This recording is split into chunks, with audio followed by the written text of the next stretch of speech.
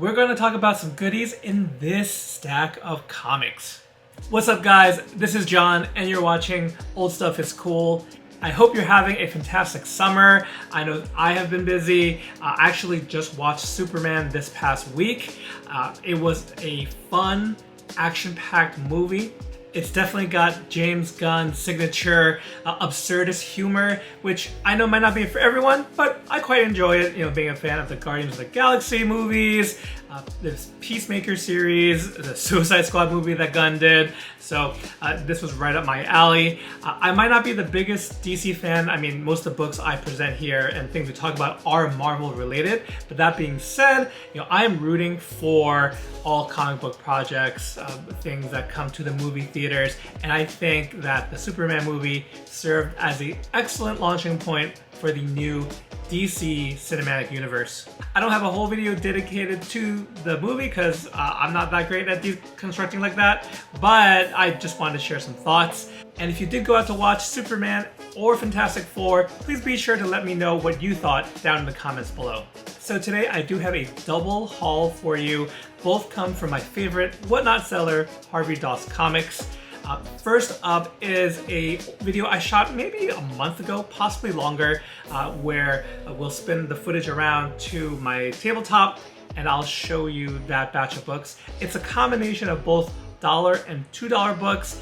Part of it was a fundraiser for Harvey and Meghan's daughter who's college bound, and it was doing some fundraising for that. They've had a few shows actually to go do that fundraising. So always happy to support the education efforts of others. So I made a few purchases. Let's go ahead and cut to that footage now. Alright guys, so we spun the camera around and we're looking at this haul. Just a note that this was a combination of things I had in my dollar claims, as well as $3 books that were part of a fundraiser. So now onto the haul itself. This is Batman issue 510. It's Night's End Part 7. I did say in a previous dollar haul video that I was done with Batman for now, but I think I've really come to like these Kelly Jones covers during the whole Asbat saga. So, you know, for $1, that was not a hard pickup. And then I'm really happy that Flash 165 Brian Boland cover is here. This completes my Jeff Johns run of The Flash. That's what hooked me on The Flash as a character. Have really come to love him amongst the DC superheroes. And if you haven't checked out any of Jeff Johns' Flash, I highly recommend it. You know, whether it's omnibus format, trade paperback, whatever it is, I would go ahead and read some of it because it's just great stuff, whether it's the Flash family or his unique rogues gallery and how Flash doesn't really interact with them like certainly not like Batman and his rogues gallery, but there's a lot of unique things to this title, to this character, and you know, it all started thanks to this run. These next three were definitely part of the College Fund episode, and this is Marvel Presents Guardians of the Galaxy. I love the Guardians of the Galaxy, especially the original incarnation, and I really got hooked on them with the 90s series, and now I'm kind of, when the opportunity presents itself, I'd like to get some of their older appearances. So I have picked up some trades too, because you know they cross over with the Avengers all the time, but these were some that I wouldn't mind adding to the collection, and they are, I mean, like, mid-grade, or I know one of them is a little more rough around the edges. Actually, I think this one, issue 9, is a little more rough around the edges, but I think Megan wound up throwing in this one for free because of that. So I think this one features the origin of Starhawk. And then issue 11. Starhawk was very prominent in these early stories. And then issue 12. So that's the Marvel Presents Guardians of the Galaxy issues. And this is really expanding my collection into the Bronze Age of Marvel Comics. Next up, we're looking at Black Panther number 18. This is a Jenny Frison variant, and whenever a Jenny Frison variant pops up on the dollar show, I have to pick it up. The tricky part about this one is it is a connecting cover. I think there are 2, maybe 3 other comics. You know, they're the variant covers of issues like 17, 19, 20, the surrounding issues. I might have to hunt those down, or maybe this could be used as a trade or giveaway at some point. But I do love me Jenny Frison, so had to pick that up. Got a really funny Captain America issue 289 here.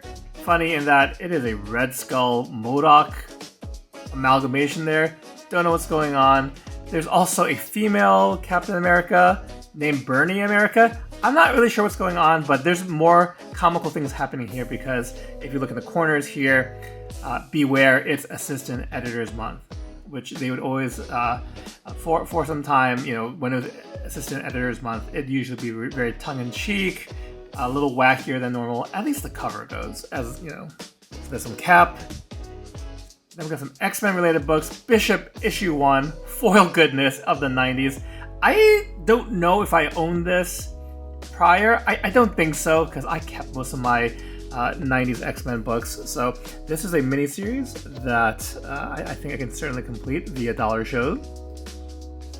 Then we have Havoc and Wolverine Meltdown issue number 1.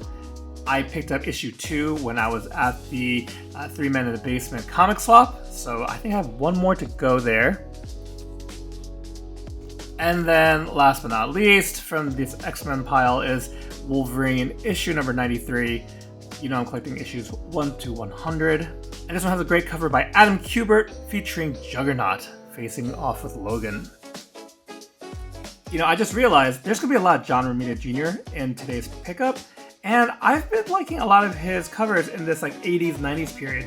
I've been high on Daredevil for a while, and that includes some of Romita Jr.'s work during the Ann Nocenti run. So we have issue 268 here, and issue 282 with both Silver Surfer and Mephisto. And that is a very abstract rendition of Silver Surfer. Don't think I've come across that before. That's pretty nifty. And then Marvel 2-in-1. It's one of my staples for the dollar show. So issue 59 here has Thing and Human Torch. Issue 78 here has Thing and Wonder Man. And then issue 95 has The Thing and the Living Mummy. It's got a cool cover there. I know the Living Mummy is a bit of more of an obscure character that was around where I think there were a lot of horror type characters being utilized at the time, especially in the 70s. Oh, and then issue 97, Thing and Iron Man. And some dinos on there, yeah. Dinos, monsters, I don't know. It could even be Godzilla for all I know. And I did mention there'd be more John Romita Jr. Here we have Armor Wars 2 in Iron Man. Really enjoying the first Armor Wars. I did, just take a cursory glance and saw that Armor Wars 2 might have been a bit of a cash-in with the success of the original storyline. But the Romita Jr. art pushed it, because this just looks like a particularly sad, grimacing version of Iron Man there. I was drawn to it. So we have issues 261. Sorry, Spidey. Issue 262. Issue 263. Got Wonder Man in the back. That's the Living Laser, kind of long-time Iron Man villain right there. And there's still a few more parts of that storyline that I will track down. But here we have, I guess, one of my favorite pieces from this haul. Uncanny X-Force. It's one that I don't know, it might be one of my favorite Rick Remender Marvel stories. And I do have the omnibus of this, but this issue this is issue 1, but this issue along with issue 7 were on the dollar show, and I couldn't pass it up. I mean, to me, a first issue of a run that you like is always worth picking up, even if you own it in multiple formats. And issue 7 is a key issue in the run. I mean, in general, it's a great story overall. There aren't too many keys, but this one has the young clone of Apocalypse, Evan Sabanur. That's where he first appears there. And for folks who read follow-up series like Wolverine and the X-Men, Evan was, heavily featured for a while. Not so much currently. I actually don't know what happened to him during the Krakoa age, but always a really cool character. I first came across him, when he was first introduced in Uncanny X-Force, so super happy to add these to the collection. I am not going to hunt down the whole run of it. Again, I already have it in a physical format, but these were nice little additions to my dollar show pile. So not as big a haul as previous hauls from the Harvey Doss Comics, but still some great fun pickups nonetheless. Okay, and we're back. So that was the first of 2 hauls. Now this second one is purely dollar books, one of my favorite ways to get comics from them. And from the top of the video, I showed you this stack. This actually isn't even the entirety of it. I feel like I want to keep, stay in front of the camera, talk to you guys, and maybe do more of some highlights. And of course, feel free to share with me your opinion if you had a preference, tabletop versus, this talking view. So we talked about the Fantastic Four movie before, so let's kick off with some pickups there. I'm still picking up issues to complete my John Byrne run. So just a few books. Issue 254, issue 270, giant threat there, lovely red cover. Issue 274, featuring a great cover of The Thing, punching through the wall. And my favorite of the bunch, issue 275, featuring She-Hulk. John Byrne, I think later on, after the Fantastic Four run, would write the She-Hulk series. Very much kind of fourth wall breaking, talk to the customer, in this case, right away. Love these covers, and later on we'd see in that John Byrne She-Hulk run a lot of kind of tongue-in-cheek covers like that. Next up, I want to share with you some pickups that are Thor related. I've been grabbing issues when Eric Masterson, who would later become Thunderstrike, but he took up the mantle of Thor for a good amount of time. I think Tom DeFalco might have been one of the writers. A few different writers touched it. Its significance to me, though, is Eric Masterson was Thor when I started reading comics and got into Marvel Comics. He's the version of Thor in Infinity Gauntlet, and that kind of stuck with me. So these are just a few, because from previous hauls, I've been grabbing issues from this time, scratching that itch. So first up, we've got issue 432, which, appropriately so, features the first appearance of Eric Masterson. A great little cover here between Thor and Loki, facing down. Then I've got 2 homage covers for you. In a recent video, I shared my recent pickup of Thor 337, the first appearance of Beta Ray Bill, and the kickoff to Walter Simonson's run on the book. Legendary run on the book, I should say.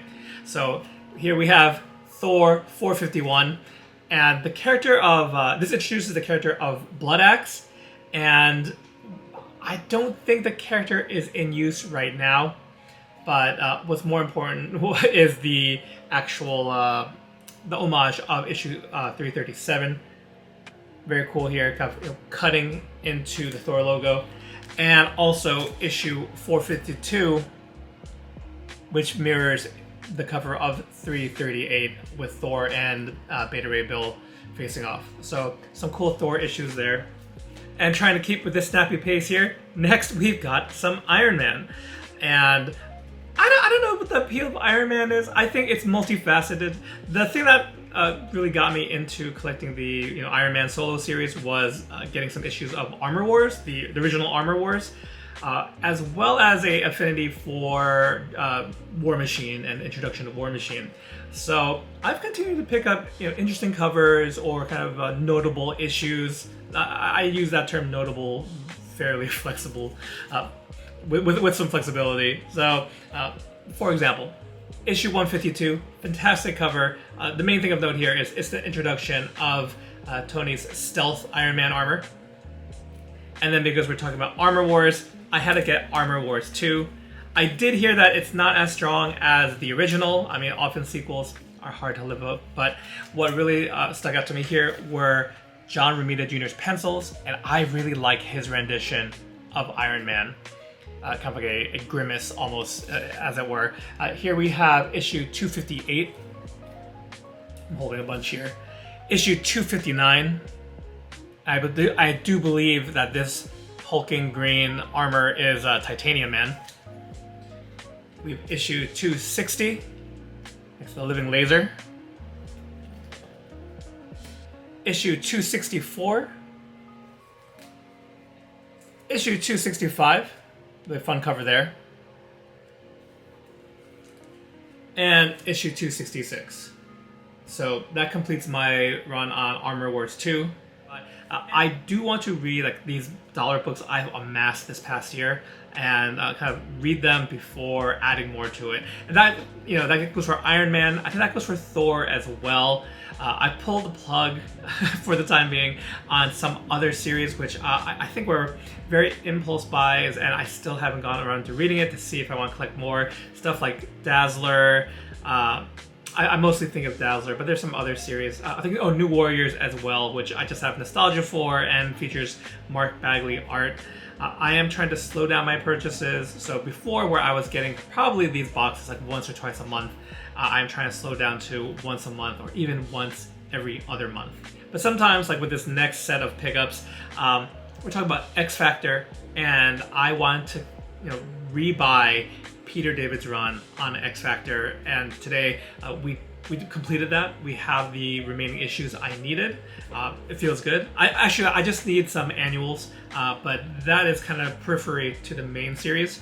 And there are also some early issues of X Factor that I wanted to pick up that were available in the dollar show. So getting right into it, X Factor issue 2, X Factor issue 3, and X Factor issue 4. This one I'll take a moment with. It features the first appearance of the character Frenzy, and I really like Frenzy. In particular, she played a big part, instead of as a typical villain, in the storyline Age of X, which isn't quite like Age of Apocalypse, but it is definitely something where reality is warped. It's actually a fun story. I picked it up in a hardcover trade paperback. It's not talked about a lot, and I think it's kind of overlooked, but I think it's a fantastic self-contained story. You actually get to see a heroic version of David Haller, Legion, as well, who might have something to do, again, with this reality being rewritten. But in that story, the character of Frenzy, who is super tough and strong, I think is also a inspiration for my wrestling fans out there, for Jade Cargill. She certainly has a lot of comic book influences with, Storm for sure, but we definitely have the character of Frenzy serving as much of the inspiration as well. And it's really cool to see Frenzy as an X-Men and actually as a love interest of Cyclops, who in this storyline was known as Basilisk. So I haven't read Age of X in quite some time, but I do remember fondly. I'm due for a reread, so if you're looking for a bit of under-the-radar X-Men storyline, go check out Age of X. Next up, we have X Factor 23, and a lot of the previous X Factor issues I picked up had to do with the introduction of Apocalypse and Archangel. So issue 23 is notable for the introduction of the 4 Horsemen of Apocalypse. And then we'll move through fairly quickly are the Peter David issues, and there's some fantastic covers by Larry Stroman. Here's issue 72. Issue 75 with Mr. Sinister and his new band of people. He's moved on from the Marauders and now is with the Nasty Boys. That's quite the name for an ensemble right there. We've got number 77. Number 79, which features a cover by Joe Quesada, and Joe Quesada actually would lend his hand at quite a few of the covers, but also I think a few of the pencils as well, at least for one of the annuals I remember. Issue 82, another Quesada cover featuring Pyro. Issue 84, part of the Executioner crossover. Issue 89, very intense cover with Wolfsbane there. And last but not least, issue 90. So that's it for X Factor, but it did make up the majority of this pickup. And last but not least, I think this was the most interesting find. Definitely, you find kind of these hidden gems in the dollar show from Hardware Dolls Comics, and this was the entirety of Sunfire and Big Hero 6, which features the first appearance of Big Hero 6, who, we're more familiar with the Disney version, which is, inspired by the comic. I mean, the cast is very different here. Obviously, Sunfire is not in the Disney movie. And apologies if you don't know the full cast of Big Hero 6. My kids are currently really obsessed with Baymax and that movie, so it's very, at top of mind for me. But it's cool to pick up this, the first appearance and then this little mini-series. This is written by Scott Lobdell and art by Gus Vasquez. Yeah, I don't think anyone's specking on that book, but given my personal attachment to it, my kids' affinity for it, I had to snatch that up, and the fact that the whole miniseries was there, perfection. So that's it for my hauls this video. Let me know if you had a favorite from the pickups. Let me know what you've gone recently. Would love to hear what you're chasing down, what little diamonds in the rough that you found in your hunting. And if you just want to check out more comic hauls or where my comic hunting has been taking me, I'll be sure to leave a video here or over here. But thank you guys so much for joining me for today's video, and I hope to catch you in the next one. Take care.